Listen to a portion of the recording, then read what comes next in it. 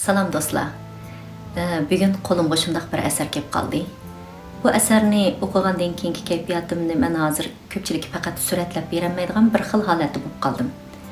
Ammo bu asarni ko'pchilik bilan o'rtoqlashqim keldi. Oldi bilan asarni ko'pchilikka bir o'qib beray. Bu asarning mavzusi ishik chekish ovozini zakaz qilish degan asar ekan. Ya'ni asarga 2023-yillik eng munavvar ijodiy tafakkurga ega asar deydigan bir aniqlik berilibdi. Bu aniqlikning kimlardan kelganini bilmadim, lekin avval asarni ko'pchilik bilan o'rtoqlashay. Bultur qish xodim qisqartishda ishdan bo'sh bo'ldim.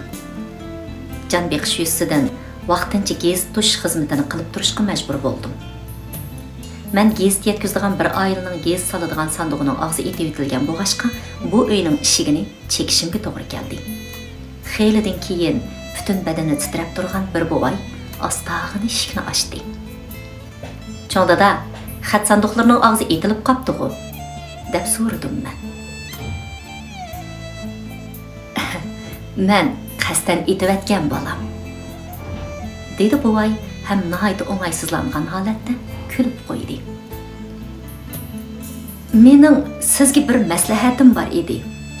Buningdan keyin gezda kelganingizda eshigimni chekib yoki eshik qo'ng'irog'imni besib, gezni o'z qo'limga bersangiz bo'lamidi?" dedi bo'g'ay. "Bo'lishni bo'ladi.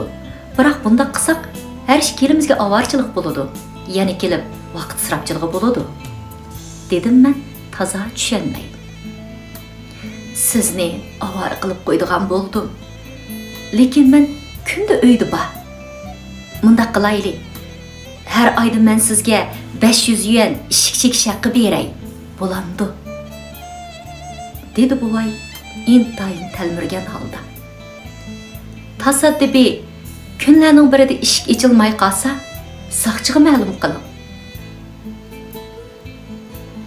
"Nemishqa?" deb so'radim men hayron bo'lib. "Kampirim ketib qoldi. O'g'lim chet elda. Uyda o'zim yolg'iz. Kunlarning birida menmi ketib qolsam?" Mushu gaplarni davatqanda bo'g'ayning butun badanidan taramlab yosh to'kilayotgan taqqilatdi. Tanlarim shurkinib ketdi. "Siz gezni ko'gili zakaz qilmaganmi?" deb so'radim. "Men azaldan gez ko'mayman. Mening zakaz qilganim ishik chekish ovozi" dedi bo'g'ay javoban. Bo'g'ay nihoyat bechora holatda qo'l bog'lab turib, "Shigit, o'tinib qolay, menga yordam qiling. Ma'u o'g'limning chet elda ishlatadigan telefon nomeri. Kunlarning birida eshikni chekib ocholmasangiz, mush telefonga telefon urib, o'g'limni xabarlantirib qo'ying."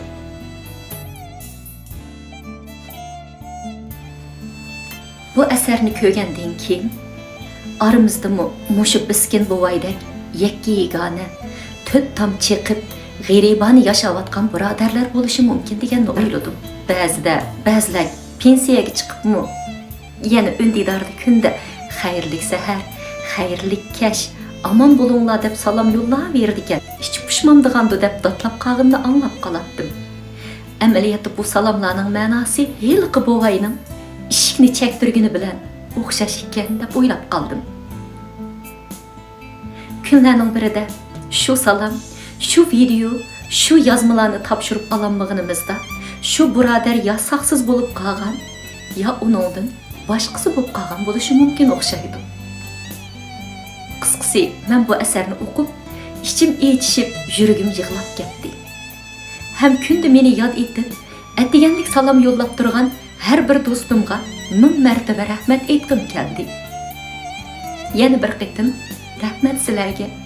Salomlar uzilib qolmasin debdim. Kechirsizlar do'stlar. Adam shunday hayajonlanib qoladi ekan.